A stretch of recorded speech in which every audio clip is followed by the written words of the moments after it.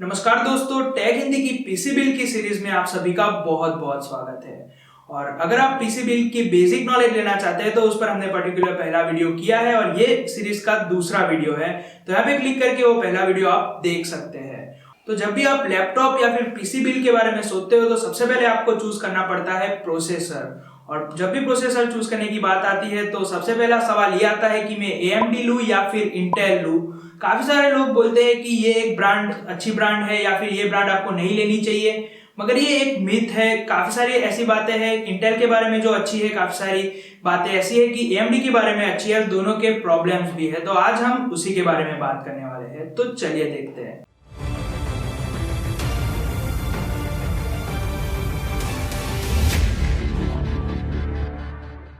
तो आज के इस वीडियो में मैं आपको इंटेल और AMD के बारे में कुछ ऐसे पॉइंट्स बताऊंगा ताकि आपको पर्टिकुलर ब्रांड का प्रोसेसर चूज करने में आसानी रहे। तो हम यहाँ पे शुरुआत करते हैं AMD से और AMD के कुछ प्रोज और कॉन्स से। तो सबसे पहले तो AMD के जो प्रोसेसर्स होते हैं वो कंपैरिजन टू इंटेल काफी सस्ते होते हैं, उसकी प्राइस काफी कम होती है।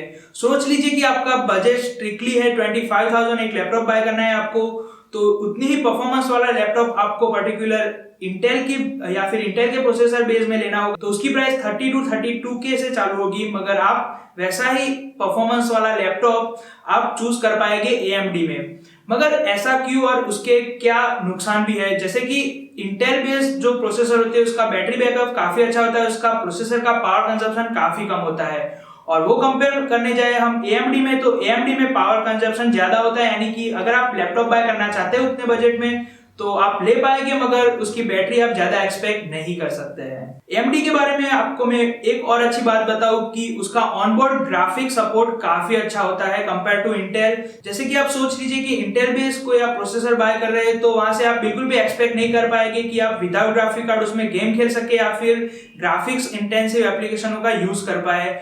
और बाय द साइड आप AMD की सिस्टम बना रहे हैं या फिर चूज कर रहे हैं तो उसमें आप ऑन बोर्ड ही GTA 5 जैसी गेम्स भी खेल सकते हैं।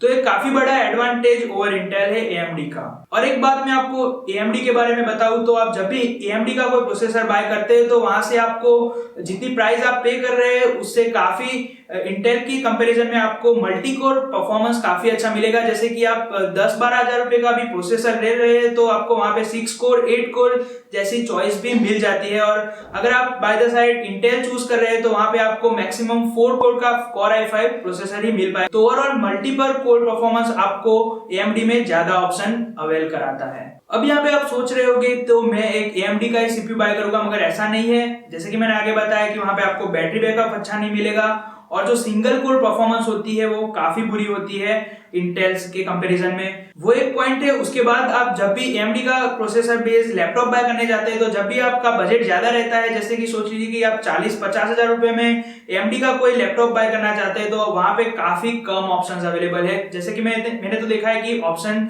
बिल्कुल भी अवेलेबल नहीं है मोर बजट में। तो आप एक कम बजट में एक लैपटॉप खरीदना चाहते हो तो आप AMD चूज कर सकते हैं। उसके बाद AMD में काफी सारे कंपेटेबल इश्यूज भी है। जैसे कि आप सोच लीजिए कि आपने AMD बेस्ड एक मदरबोर्ड बाय किया है और प्रोसेसर बाय किया है, उसके बाद आप फ्यूचर में सोच रहे हैं कि उस प्रोसेसर को आप अपग्रेड करेंगे तो वहां पे काफी कम ऑप्शंस अवेलेबल है ओवर द इंटेल। और इंटेल का बेस आप मदरबोर्ड खरीदते हैं तो वहां पे आपको वैरायटी ऑफ चॉइसेस मिल जाती है अपग्रेडेशन के लिए। उसके बाद AMD सिस्टम में मैंने काफी बार नोटिस किया है कि वहां पे जो एप्लीकेशन डिजाइन की गई होती है वो हमेशा इंटेल बेस्ड प्लेटफॉर्म पे डिजाइन की गई होती है या फिर उनको ध्यान में रख के डिजाइन की गई होती है। जैसे कि मान लीजिए कि एडोबी की सारी एप्लीकेशंस है, Adobe After Effect, Adobe Premiere Pro, वो सारे इंटेल के प्लेटफॉर्म में काफी अच्छी तरीके से काम करती है। वहां पे आपको अच्छा ऑप्टिमाइजेशन मिल जाता है, मगर AMD में वो काफी एरर्स भी देते हैं। मगर यहाँ पे हम ऐसा तय नहीं कर सकते कि कंपैटिबिलिटी के मामले में AMD बुरा है, क्योंकि उनके जो मदरबोर्ड्स होते हैं वो अभी पुराने रैम DDR2 और नए रैम DDR3 या DDR4 को एक साथ सपोर्ट करते हैं। और हम इंटेल में ऐसी चीज देखने को जाएंगे तो वहां पे हम देख सकते हैं कि वहां पे उन्होंने पूरी सिस्टम ही रिप्लेस कर दी है। वहां पे आप पुरानी रैम्स को नए मदरबोर्ड्स में नहीं चला सकते हैं।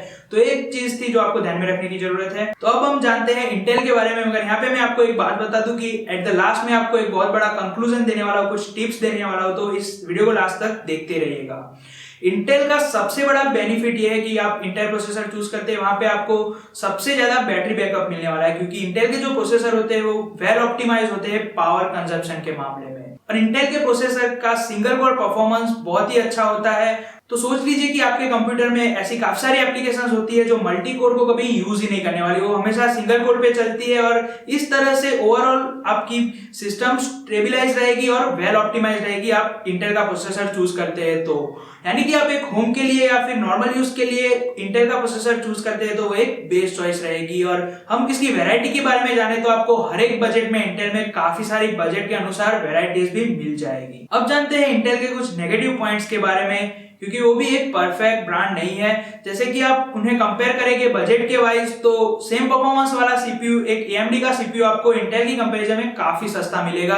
यानी कि एक स्ट्रिक्टली बजट सीपीयू आप बाय कर रहे हैं तो आपको AMD के साथ जाना चाहिए। और आप सोच रहे हैं कि आप एक इंटेल बेस्ड सिस्टम बनाते हैं और आपको on the board he graphics performance चाहिए, गेम खेल पाएंगे, तो आपकी सबसे बुरी चॉइस रहेगी कि आप इंटेल के साथ जाते हैं। अगर आप उस टाइप का परफॉर्मेंस चाहते हैं, ऑन बोर्ड ग्राफिक्स परफॉर्मेंस चाहते हैं, तो आपको AMD के साथ जाना चाहिए।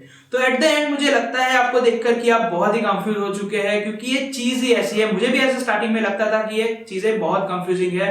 एक क्लैरिफिकेशन देना चाहूंगा यहाँ पे कि आपको क्या करना चाहिए। तो सोच लीजिए कि आपका बजट बहुत ही कम है, आप एक एट द एंड आप 5,000 रुपए भी ज्यादा खर्च नहीं कर सकते, तो आप AMD के साथ जाइए। ऑन द बोर्ड आप परफॉर्मेंस चाहते हैं तो AMD के साथ चाहिए, मल्टी कोर परफॉर्मेंस चाहते हैं तो AMD के साथ चाहिए।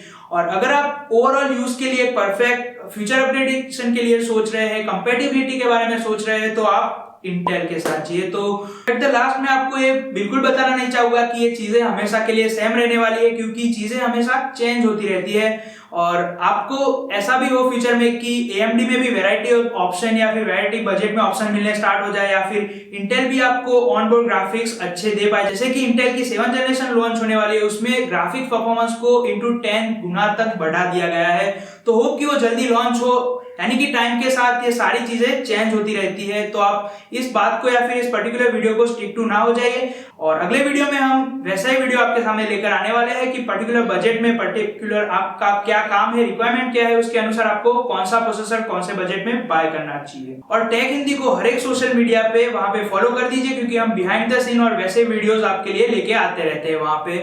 तो आज के लिए इतना ही, और मैं कुछ आपको मिलता हूँ और भी नए ऐसे ही पीसी बिल्ड्स के वीडियो के साथ। आपका दिन शुभ रहे।